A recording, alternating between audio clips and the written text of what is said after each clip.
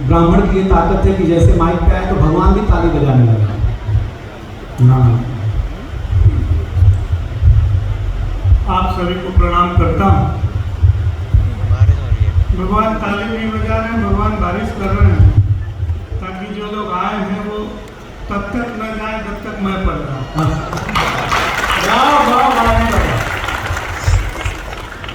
जो बाहर इधर उधर घूम रहे हैं वो भी डर के मारे आ जाएंगे, गिरने की डर से। तो भगवान हमारा सहयोग करने के लिए आए हैं। मैं पहला कवि हूँ आपके बीच में। बड़े बड़े कवि भी उपस्थित हैं, मैं भी बड़ा कवि हूँ।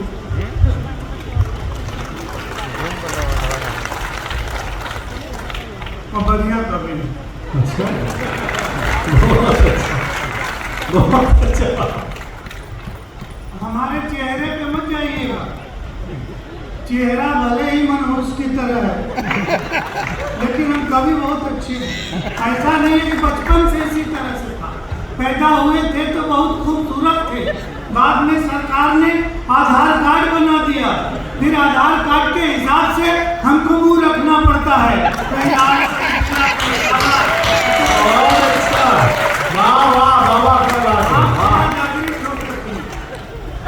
मैं इस आयोजन का, इस कवि सम्मेलन का पहला कवि हूँ। पहला कवि वैसे ही होता है जैसे मेले में हलवाई जलेबी बनाता है तो पहली जलेबी को भट्टी में झोंक देता है। पहला कवि भट्टी में झोंका हुआ कवि होता है। जलेबी बनाने वाले के द्वारा, हालांकि महत्व बढ़ गया है, अब जलेबी की फैक्ट्रियां लगाई जाएंगी।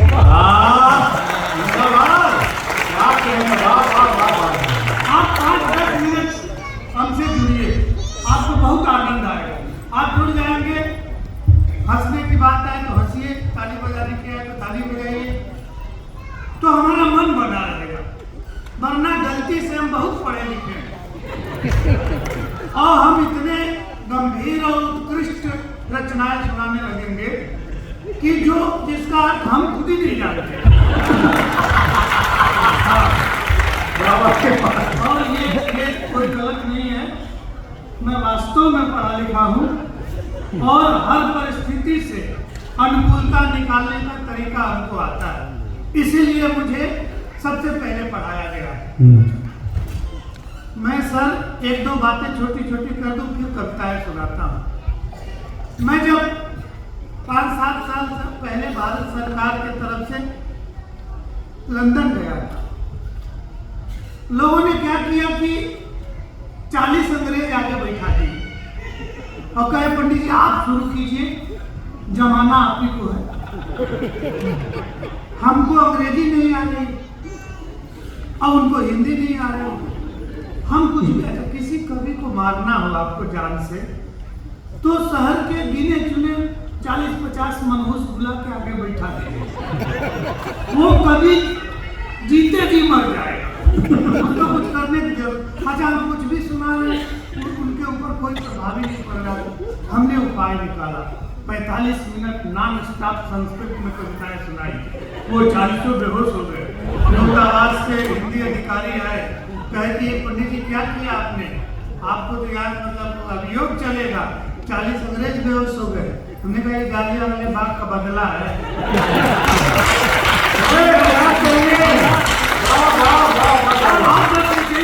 आपको बहुत बढ़िया सुनाएंगे, हर एकदम आनंद के साथ, कोई बहुत ज्यादा वो नहीं। बच्चे आए, बच्चे खेल रहे हैं, वो बच्चे खिलाने के लिए भी आए तो वो कहीं हाँ उसमें कोई नहीं। मैं गोरखपुर से आए हैं, मुंबई रहते हैं, इनका आदर करना चाहिए।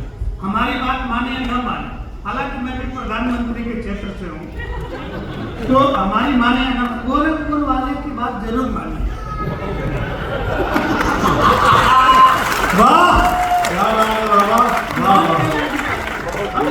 हमारे से ये 1.25 घंटे बड़े हैं। हमारा इनका जन्मदिन एक ही दिन है, 1.25 घंटे ये पहले पैदा हुए थे। जिसका जिसका दुख मुझे आज तक है। भैया आदरणीय, बस मैं पंडित हूँ, बेवकूफ नहीं हूँ।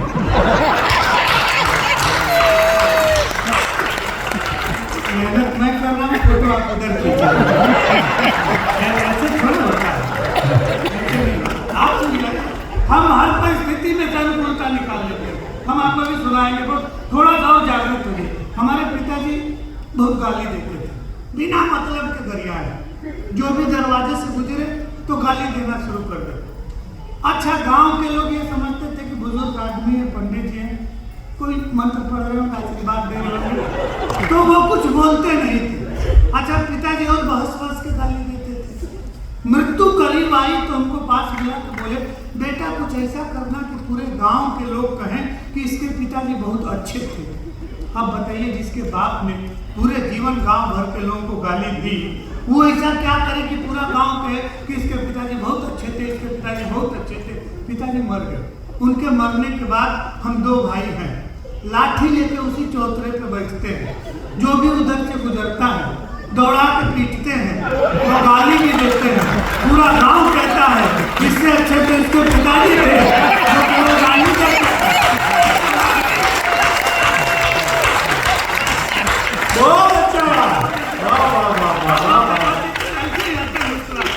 सुन लीजिए, वरना ऐसे सुनेंगे तो बहुत अच्छा सुनाएंगे, लेकिन थोड़ा सा भाई साहब बैठे हैं, आते भैया, थोड़ा सा भी आप गंभीर हो तो मैं बता दूं, वास्तव में मैं बहुत ही विद्वान कवि हूँ।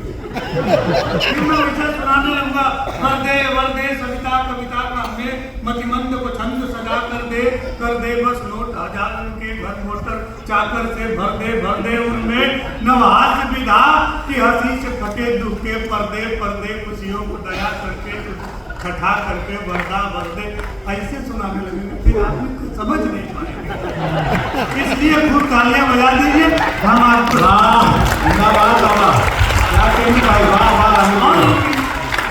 भाई हैं और बड़े कवि हैं, बहुत बड़े कवि हैं, इनके किसी बात को गंभीरता से मत लीजिए, उसको यथार्थ में समझिए।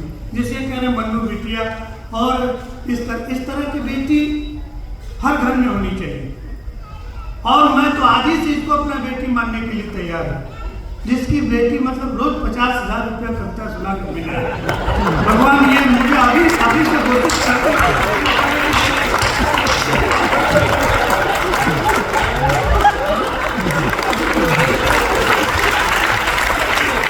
बेटी क्या रोज इस तरह की विलक्षण विदुषी बेटी किसी को मिल जाए, ये मतलब मुझे अपना बाप माने या न माने, लेकिन मैं इनको अपना बेटी मानने के लिए तैयार हूँ। आप सुनिए, एक दो जल्द सुन लीजिए, थोड़ी सी ताली बजा दीजिए, जल्दी सुन लीजिए। आइए, 4-5 लोग आ रहे हैं। मैं पहला कवि हूँ, अनिल चौबे। अभी बाकी लोग कोई पढ़ा नहीं है। इसके पहले भी आए ऊंचा आहार के लोग, 2 बार तो आप ही ने बुलाया। ऊंचा आहार के लोग हैं, तो वो तो अपने ऊंचाई पे रहते ही हैं, तो वो अपने हिसाब से आते हैं। सुनिए, एक जन सुनाता हूँ। स्वागत बाबा। हमेशा नारियों का सम्मान करें, हमेशा कोई घर की पत्नी हो, किसी की पत्नी हो, कोई भी हो, आप हमेशा उनसे लगिए मत। देवी है, पूजनीय है। हम आपको यथार्थ बताते हैं, तब तक ये 2-4 लोग आ गए। हमारी आदत है, कोई मतलब खड़ा हो आता रहे तो हमारे मंत्र जल्दी सिद्ध नहीं होते, तो आते रहेंगे। सर, अपने खानदान में इकलौता सबसे ज्यादा पढ़ा लिखा हूँ और गलती से कवि हो गया। मैं कवि होना चाहता नहीं था, लेकिन वो व्यवस्थाएं ऐसी थी कि मुझे लगा कि जो मैं लिख सकता हूँ वो कोई नहीं लिख पाएगा, साहित्य का नुकसान न हो जाए। इसलिए मैं कवि हो गया, इसलिए हो खूब हमेशा सकारात्मक दृष्टि से आना। कोरोना के बाद हम सोचे नहीं थे कि इतनी भीड़ में आप लोग मिलेंगे और हम कविता सुनाएंगे। हमारे जैसे लोग कभी नहीं, जीवित रहने की सारी उम्मीदें छूट गई थी, लेकिन हम सकारात्मक दृष्टि के चलते जीवित रहे। आज आप लोगों को कविताएं सुनाए। कभी भी हमेशा महिलाओं का सम्मान कीजिए। अच्छा, कभी की आदत होती है घर में चाहे जैसे भी रहे, आपके आएंगे तो दिव्य व्यवस्था, भोजन से लेकर रुकने की सब सारी उत्तम व्यवस्थाएं। हम दूसरे के व्यवस्थाओं में इतना सुव्यवस्थित हो गए हैं कि अब हमारी अपनी व्यवस्था अच्छी नहीं लगती। बहुत अच्छी बात है। अच्छी नहीं लगती। हमारे पास कोई संसाधन नहीं है, लेकिन समझिए कि सारे संसाधनों का उपयोग हम कर चुके हैं। केवल माँ सरस्वती का वरदान है और कविता जैसी कुछ हमको मिल गई है। तो अब एक ही पत्नी का मुंह देखते देखते घर में एक ही सब्जी खाते खाते, भाई आलू सोयाबीन, गलती से एक दिन मुंह से निकल गया, क्या सब्जी बनाई है, इसमें तो कोई स्वाद ही नहीं है। पत्नी ने तुरंत क्वारंटीन सेंटर फोन लगाया, हमारे पति का टेस्ट चला गया। एक शब्द गलती से निकला था कि कैसी सब्जी बनाई, इसमें स्वाद नहीं है। क्वारंटीन वो आ गए कोरोना वाले, तो चलिए हम पे ऐसा कुछ नहीं, सब्जी गलत है। नहीं, वो झूठ थोड़े बोलेंगे, आपका स्वाद चला गया, जांच हो। अच्छा, वहां ले जाने के बाद व्यक्ति के जीवन की सबसे बड़ी समस्या इस देश में, हाँ जी सर, आप ऐसे आएंगे तो हमको बतियाते में टाइम निकल जाएगा। व्यवस्था, इस तरह की व्यवस्था अच्छी है। सुव्यवस्थित तरीके से दुर्व्यवस्था फैलाने को प्रजातंत्र कहते हैं।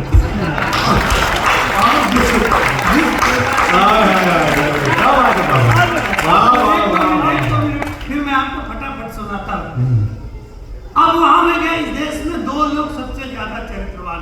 आप बात समझेगा, आपको बहुत आनंद आएगा, आप समझेंगे। एक प्रधानमंत्री आदरणीय नरेंद्र मोदी जी और दूसरा मैं। हम लोग दो आदमी भारत में या विश्व में सबसे अधिक चरित्रवान हैं। हमने कभी अपनी पत्नी को भी गलत दृष्टि से नहीं देखा। और वहां जाने के बाद एक खूबसूरत नर्स आई, आके उसने पूछा, पंडित जी कितने लोगों के संपर्क में आए हैं? बताइए, जो ठीक से अपने घर परिवार के संपर्क में नहीं आए। अब पंडित जी का उत्तर सुनिएगा। केवल सब्जी के लिए 14 दिन के लिए क्वारंटीन करा दी लक्ष्मी। हमने कहा संपर्क में आए हैं, पत्नी के संपर्क में आए हैं, साले के संपर्क में आए हैं, साली के संपर्क में आए हैं, सास के संपर्क में आए हैं, ससुर के संपर्क में आए हैं, पूरे ससुराल के संपर्क में आए हैं। एक ही क्वारंटीन सेंटर में 14 दिन तक पूरे ससुराल को क्वारंटीन कराने वाली कंपनी का नाम है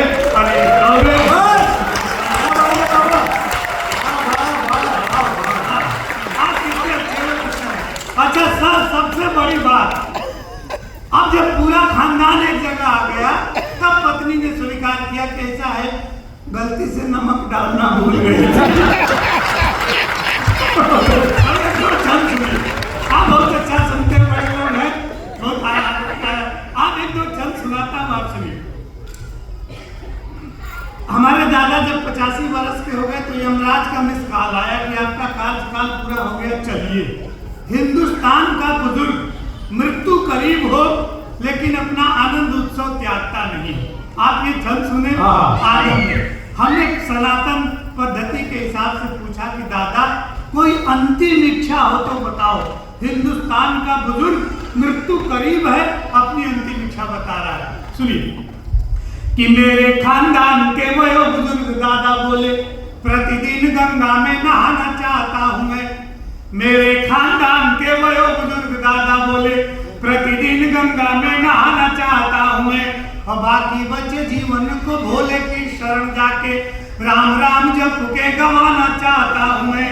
कि जैसे तैसे मेरी बीत गई है जवानी, आशाराम सा बुढ़ापा ना बिताना चाहता हूं मैं। और मेरी अंतिम इच्छा है बस एक बार राधे माँ को गोद में उठाना चाहता। बहुत अच्छा, खानदानी आदमी लगते हो।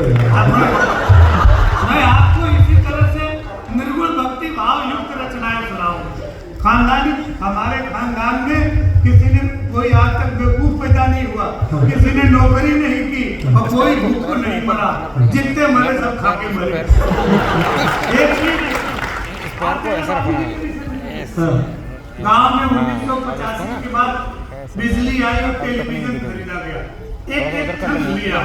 और इन शब्दों से जुड़िएगा, हमारे सनातन हमारी जो शास्त्र की परंपरा है, इसमें ऐसा है कि मंगलम मरणम यत्र, जहां का मृत्यु भी मंगलदायी है। ये केवल भारतवर्ष है, कोई अपनी पूरी आयु भोग के मरता है तो हम उसको मंगलमयी मृत्यु मानते हैं। अब मैं एक मंगलमयी मृत्यु से हाथ से निकालने की कोशिश करता हूं और आपका समर्थन था, बस आप इसी तरह से सुन लीजिएगा। सुनिए कि नया नया टीवी जब घर में खरीदा गया, हाथ में रिमोट ले पसर गए बाबूजी। शब्द से आप जुड़िए। मैं आपको हिंदुस्तान का सर्वश्रेष्ठ श्रोता मान के सुना रहा हूं, आप मुझे ब्रह्मांड का सबसे महान कवि मान के सुनिए। बहुत अच्छा। बैठने और पसरने में अंतर।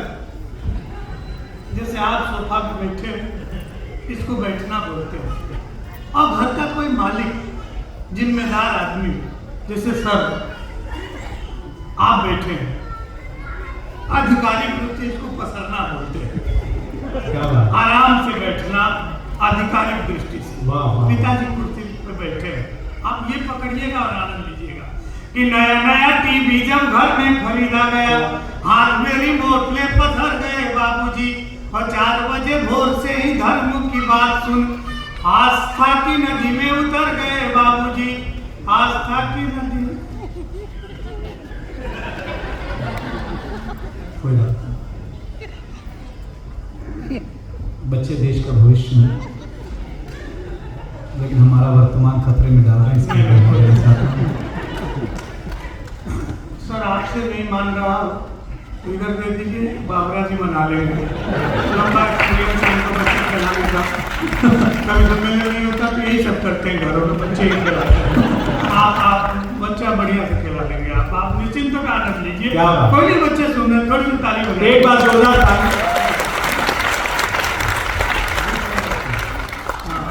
संचालक जी का आदेश है कि 10-20 छंद सुनाइए इसी तरह का, और उसके बाद 2 लंबी कविता है। बिल्कुल आपका आदेश का पालन होगा। मैं तब तक सुनाऊंगा जब तक आप वहां से आके कॉलर नहीं पकड़ लेंगे। नया नया टीवी जब घर में खरीदा गया, हाथ में रिमोट ले पसर गए बाबूजी, और 4 बजे भोर से ही धर्म की बात सुन आस्था की नदी में उतर गए बाबूजी। कि वसन विहीन तन तरुणी का देख देख केश रंगवा कर संवर गए बाबूजी। टीवी देखने की चक्कर में ब्लड प्रेशर बढ़ा तो गुजर गए बाबूजी। बहुत अच्छा, बहुत अच्छा। ये तीनों बड़े कवियों को देखिए, आधे भी गुजर गए बाबूजी। आई तीनों वाह वाह बहुत अच्छे, हमारे बाबूजी गुजर गए, वही कह रहे वाह वाह बहुत अच्छे। और उसके बाद इधर एक सुना का बैठ भी जाओ। ईश्वर ने जिसको जिसके लिए दिया है जो कुछ, वो वही करेगा। सारा क्रम बना के ऊपर से ईश्वर ने भेजा है, इसमें न हम कोई हिसाब कर सकते हैं और न आप कुछ कर सकते हैं। आपको 1.25 घंटे पहले पैदा होना था, तो हमारे से पहले पृथ्वी पे आके हमारे ऊपर शासन करना शुरू कर दिए, और हम उसके अनुबंधन में आ गए। वो पहले से निर्धारित है। यमराज आ गए हमारे घर एक दिन, कहे पंडित जी आपका समय हो गया, चलिए। पहली बार यमराज से साक्षात्कार हुआ तो हमने कहा अच्छा भाई आ ही गए, चलना आई है तो थोड़ा सा भोजन पानी कर लीजिए, बढ़िया दिव्य खाना खिलाए, एसी चला दिए।